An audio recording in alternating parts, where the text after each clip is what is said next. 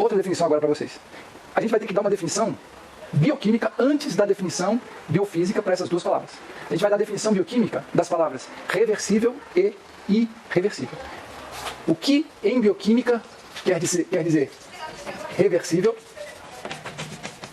e o que em bioquímica quer dizer irreversível. Essas duas palavras, elas são os termos que a gente quer utilizar quando coloca numa reação a setinha única ou uma setinha dupla.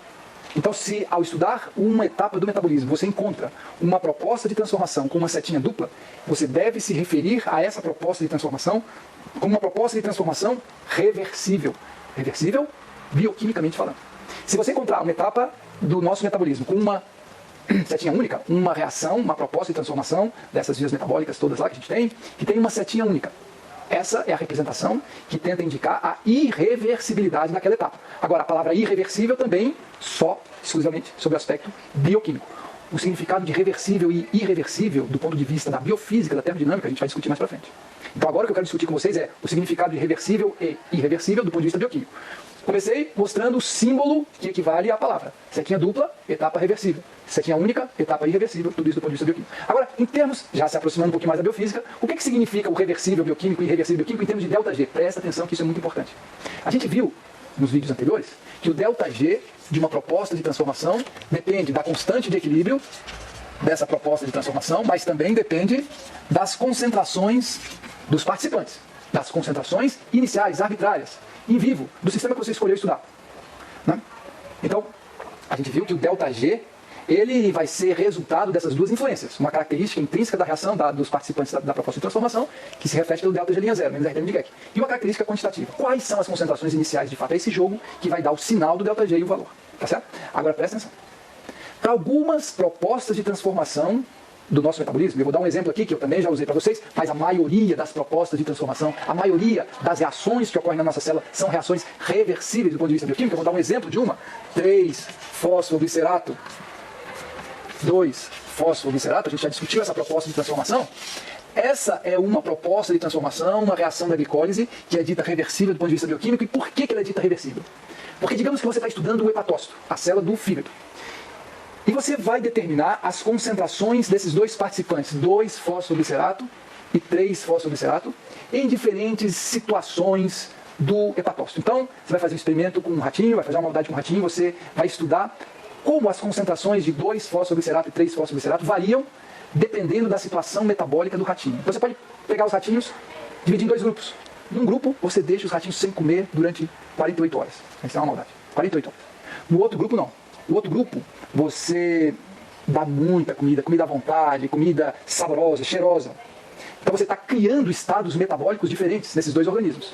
Um grupo de ratinhos que estarão em jejum, estarão com baixa disponibilidade de nutriente do ambiente, e um grupo que estará num estado absortivo constante, ou seja, barriga cheia constante, um ambiente sempre um ambiente generoso, exageradamente generoso com relação a nutrientes. Então você está criando estados metabólicos diferentes. Esses estados metabólicos diferentes, eles vão se refletir em concentrações de 2-fosfoglicerato e 3-fosfoglicerato diferentes.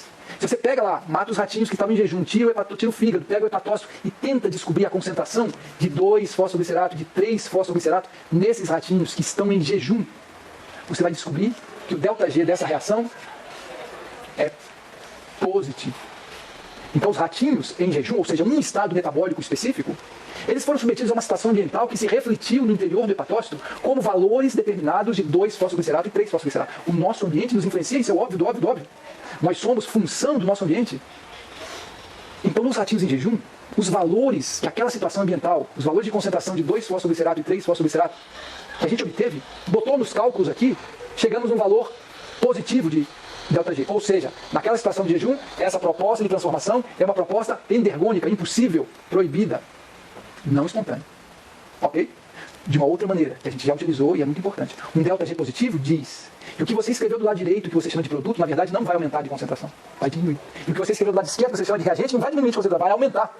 Então um ΔG positivo diz que o que você escreveu do lado direito tende a diminuir de concentração, o que você escreveu do lado esquerdo tende a aumentar de concentração. Ou então, o fluxo de matéria é da direita para a esquerda. 2-fosfoglicerato está virando 3-fosfoglicerato lá dentro do hepatócito dos ratinhos que foram submetidos a um jejum de 48 horas. situação experimental. Agora, beleza, conseguiu esses valores. Você vai para o outro grupo dos ratinhos que estão de barriga cheia. Tá certo? Estão de barriga cheia, estão comendo, mata, pega o fígado, no hepatócito, determina a concentração de 2-fosfoglicerato e 3-fosfoglicerato. Nesses, vai de verde mesmo. Nessa outra situação metabólica, então essa aqui é a situação metabólica do jejum, resultou nisso. Na outra situação metabólica, estado absortivo, você determina as concentrações de 3-fosfoglicerato e 2-fosfoglicerato agora no hepatócito daqueles ratinhos que estavam comendo à vontade. O resultado do ΔG, negativo. Então agora, nesse outro estado metabólico dos ratinhos, a concentração de 2-fosfoglicerato e 3-fosfoglicerato foi tal, os valores de concentração eram tais que você determinou experimentalmente, quando você colocou aqui na fórmula, deu um ΔG negativo. Ou seja, na situação absortiva, esse estado metabólico resulta em valores de concentração que tornam essa proposta de transformação espontânea, exergônica, possível, permitida. O fluxo de material no estado absortivo é de 3-fosfoglicerato para 2-fosfoglicerato. 3-fosfoglicerato se transforma em 2-fosfoglicerato. Ok? Então, para essa proposta de transformação, dependendo do estado metabólico do organismo, dependendo das concentrações de 2-fosfoglicerato e 3-fosfoglicerato que você encontra em diferentes estados metabólicos do organismo, o ΔG dessa proposta de transformação troca de sinal. Uma hora, em um estado metabólico, ela é espontânea. Em outra hora, em outro estado metabólico, ela é não espontânea. As diferenças dos estados metabólicos geram valores de concentração dos participantes tão diferentes que chega a trocar o sinal do ΔG. Isso é a definição de reação reversível do ponto de vista bioquímico. Reversível do ponto de vista bioquímico se representa por setinha dupla e se interpreta como uma proposta de transformação. Que se você pega o organismo num certo estado metabólico, ela tem um ΔG de um sinal. Se você pega um outro estado metabólico, ela tem um ΔG de sinal oposto. Aquela proposta de transformação, uma hora o fluxo de material está num sentido, em outro estado metabólico, o fluxo de material está em outro sentido. Isso é reação reversível do ponto de vista bioquímico. Ok? Vocês já nem preciso mais explicar o que deve ser uma proposta de transformação irreversível do ponto de vista bioquímico. É uma que, independente do estado metabólico da célula, você pode pegar o ratinho em jejum, o ratinho no estado absortivo, você pode pegar o ratinho quieto, parado num canto, pode pegar o ratinho correndo, você pode pegar o ratinho relax, pode pegar o ratinho estressado, independente do estado metabólico.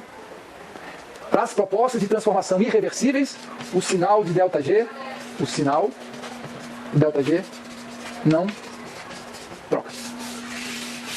Vou dar o exemplo de uma proposta de transformação que nunca troca de sinal de ΔG.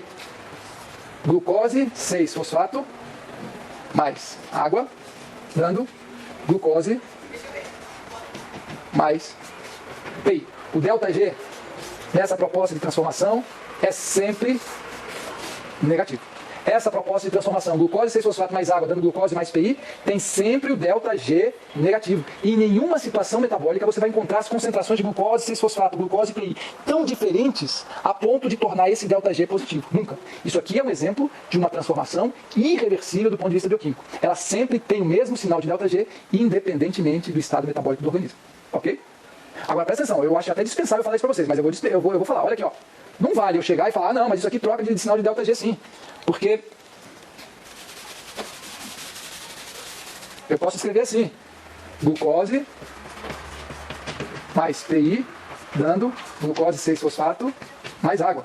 O ΔG, se essa aqui tem ΔG negativo, essa aqui tem ΔG positivo. Então trocou de sinal. Ó, isso não vale. Não é desse jeito.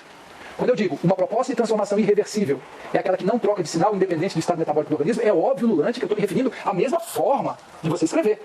Escrever desse jeito ou escrever desse jeito é a mesma coisa, gente. Isso a gente já discutiu. Isso aqui é uma proposta de transformação irreversível. Independentemente do estado metabólico do organismo, o ΔG dessa proposta de transformação é negativo. Isso é a mesma, completamente a mesma coisa de dizer que essa proposta de transformação também é irreversível. Independentemente do estado metabólico da célula, essa proposta de transformação vai ter o ΔG sempre positivo. É lógico. Eu escrevi ao contrário, troquei o sinal do ΔG. Certo? Mas presta atenção, é só um detalhezinho. Então essa diferenciação bioquímica das palavras reversível e irreversível, ela tem que ficar bastante clara para vocês. Certo? Foi do destino necessário falar antes da definição bioquímica de reversível e irreversível do que a definição termodinâmica. Essa definição é muito mais frequente. Presta atenção. Parece difícil, mas não é difícil. Tenta, gente. Tenta.